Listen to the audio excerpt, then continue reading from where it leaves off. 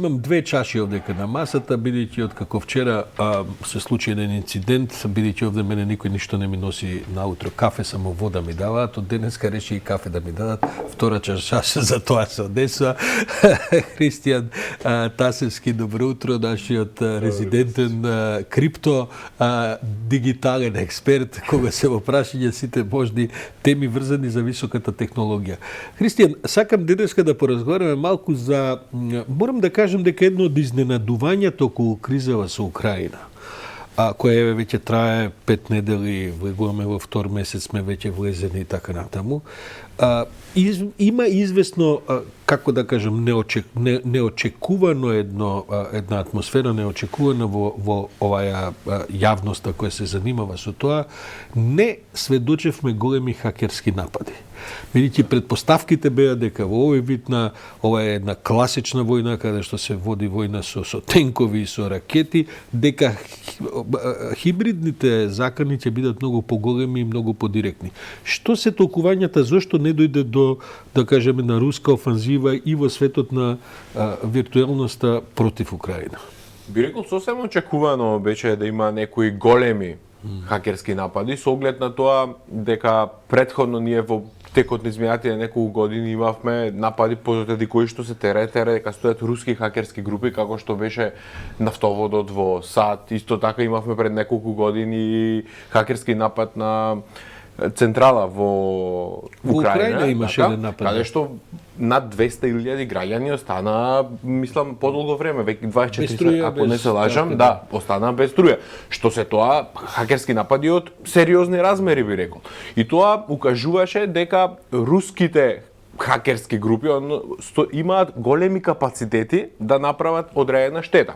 Меѓутоа, последен посериозен напад кој што го видовме ние беше неколку дена пред почетокот на конфликтот, каде што неколку државни украински државни институции, нивните веб страници беа соборени, на нив имаше пораки дека народ го чекаат тешки времиња, а по неколку дена нели се случи и започна и целиот конфликт, и од тогаш наваму, освен некои минимални, ајде да кажам, дедос напади, каде што вие ќе ставите, ќе оневозможите да функционира одреден сайт, меѓутоа знаете тоа е на неколку сати, после тоа се враќа и нема некои последици. Што се толкувањата? Зошто е тоа така? Бидејќи навистина се очекуваше дека колку што ќе биде жестока борбата на земја, толку ќе биде и во виртуелната реалност. Така, па по мене има неколку претпоставки. Една претпоставка би рекол од одредени причини дека можеби не го користат целиот капацитет кој што го имаат.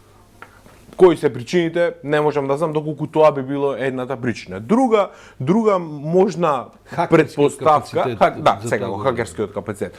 Друга можна претпоставка е дека можеби тие хакерски групи не се толку, ајде да кажам, не функционираат толку интегрирано под капа на државата, па можеби помалку независно, па во одреден момент за своја добивка го правеле тоа дали со нападот во претходно или во САД што го спомнавме, дали со нападот во Украина нели претходно. Морам да кажам дека втората претпоставка ми се чини неверојатно, оти на таа линија може да се толкува тогаш дека можеби тие хакерски групи се и против војната во Украина, па не помагаат на тоа воено дејство.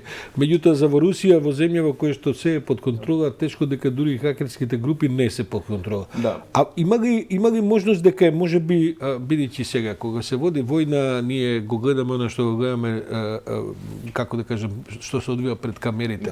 Кој знае што се одвива зад камерите.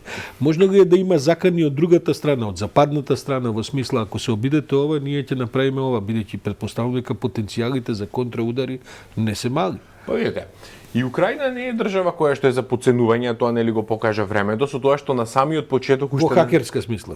Секако, зборувам во целиот разговор зборуваме во IT и хакерска смисла. Така што уште на почетокот кога почуваше целиот конфликт и го кажав дека овие нели првични хакерски напади беа, тогаш уште претседателот на Украина повика сите кои што се наоѓаат во така наречено хакерско подземје, кои функционираат, знаете, хакерите најчесто се поврзуваат со некои легални активности, ги повика да се вклучат во државата, со тоа што нели нема да им се суди, никој ништо нема да им прави, само да помогнат во одбрана. Со тоа што и таа е можеби една од причините, можеби тие се стварно групи кои што навистина обезбедиле добра заштита, затоа што гледаме дека сепак нема некои сериозни. Значи може да има и обиди, ама да тие не може би, меѓутоа предизвикуваат, да. тие работи се како што рековте вие, се случуваат позади завесата, односно позади камерите и ние во моментов не Да, ќе можеме читаме анализи, кога ќе се анализира сето ова после да се надеваме завршувањето на војната. Истовремено Анонимус направи една голема акција и се уште трае таа акција против руската агресија. Зашто точно станува збор и како ја развија целата операција? така. Анонимус уште на почетокот објавија војна кон Русија, така да кажам, меѓутоа Анонимус често се поврзува со едно етичко хакирање, како група која што нели нема некои намери да направи некоја штета, односно да ја подигне свеста, да Ја немаат намери профит да направат прво. така, во со таа цел смисла. да пробијат одредени бази на податоци, па да пуштат одредени податоци во јавноста, нели со цел да се обзнани нешто. Главно такви им се намерите. Во случајот со Русија користат еден поиновативен пристап, за разлика како што спомнав претходно, не знам, хакирање на веб страници или пробивање на бази на податоци. Тука првата така, да кажам, поинтересна активност беше хакирање на рускиот, би рекол, Netflix. Те имаат неколку провайдери каде што за стримање на филмови, серии, Па те такви биде ствари. речено и Disney, и Netflix и кажи го овој другиот голем стриминг сервис. HBO. Ги прекинаа сервисите во Русија, Да, така ги што прекина. таму сега руските сервиси за Да, меѓутоа дистрибуција и на претходно филмови. они си ги има, знаете, они за социјалните мрежи од секогаш го Амазон, користеле. мислев на Ве- Амазон и така Да. натаму, сите операции. И Вконтакте, нели, од секогаш го користеле како социјална мрежа, без разлика сега што овие другите доминантни на светско ниво се повлекува, секогаш имале како некои своји алтернативи Се кои што разбира, ги користеле. И во овој случај се токму тие алтернативи нападнати, каде што се емитуваше првично програма во која што се емитува снимки што се случува во Украина, со цел народот да ја дознае вистината. Веројатно сметаат дека народот недоволно знае вистината што се случува во Украина. За да после тоа имаше уште еден, би рекол, може би поинтересен пристап за оние можеби кои што не гледаат, стриминг платформи или не успеале да допрат, имаше испратени над 7 милиони пораки, SMS пораки на телефон, во кои што точно се опишува што се случува, какви се постапките Да, продолжува таа операција, не успеваат да ја спречат, да кажем, со контрамерки русите.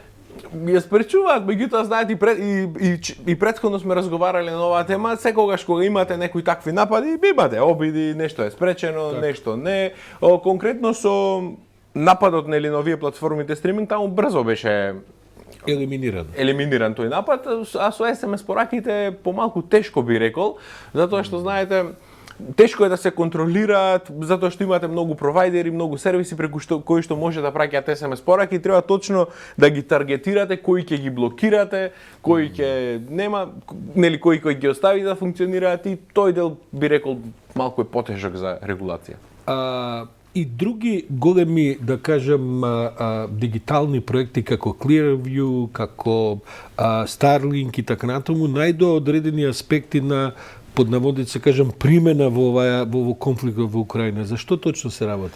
Токму така. Првично тоа беа направени технологии кои што нели не можевме да претпоставиме дека еве би нашле примена во некои вакви конфликти. Тие се цивилни технологии. Токму така. Почнувајќи со Clearview помалку е можеби и дискутабилно. Сега ќе кажам нели зашто станува збор, затоа што тоа е платформа, односно софтвер, кој што врз основа на биометриски податоци врши препознавање на ликови. Но тука сомнителниот дел, односно контрадикторен дел е дека тие имаат собрано над 10 милиарди фотографии од јавно достапни извори. Што значи тоа?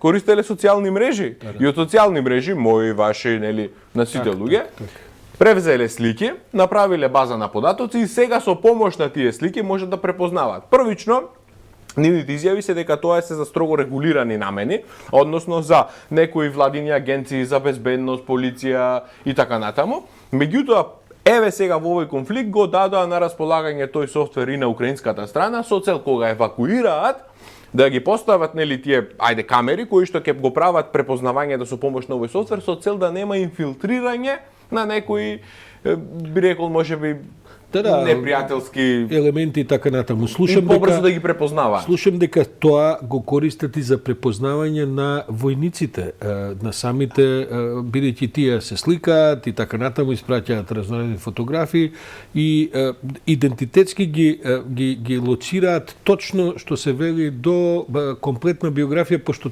бидејќи потоа го споредуваат тоа со базите на податоци до кои имаат достап и во самата Русија и така натаму. Да, без разлика дали станува нели за своји, за туги, дали се нели за своји граѓани или војници или за непријателски, тоа е еден начин за брзо, на многу брз и ефикасен начин да можат да направат препознавање на лик на нели на одреден.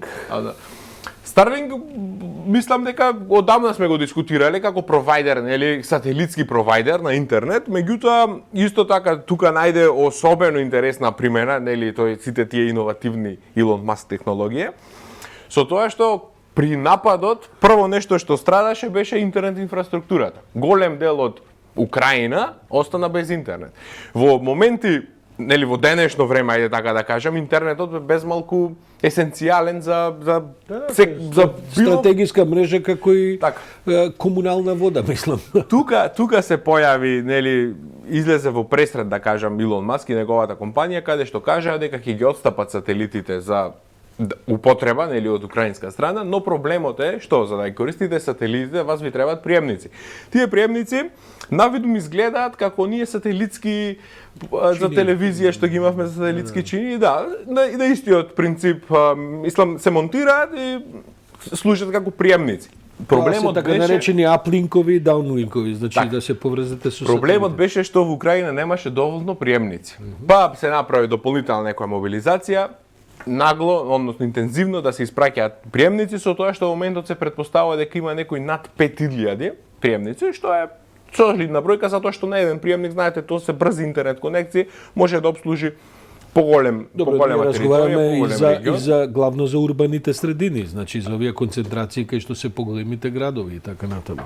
Со тоа што нема ограничување, главно и за тоа беше направена целата таа технологија во првичните изјави да нема граница, односно да нема простор каде што нема да добиете интернет, без разлика дали станува збор за урбано или рурално некое место. Со тоа што додека сме кај Илон Маск, борам да напоменам, тоа се случува веќе вчера, кај него постојано нели имаме некои во контекст на социјалните мрежи, затоа што нели претходно спомнавме, Русија некако се изолира со вконтакт, Facebook е таму повлечен.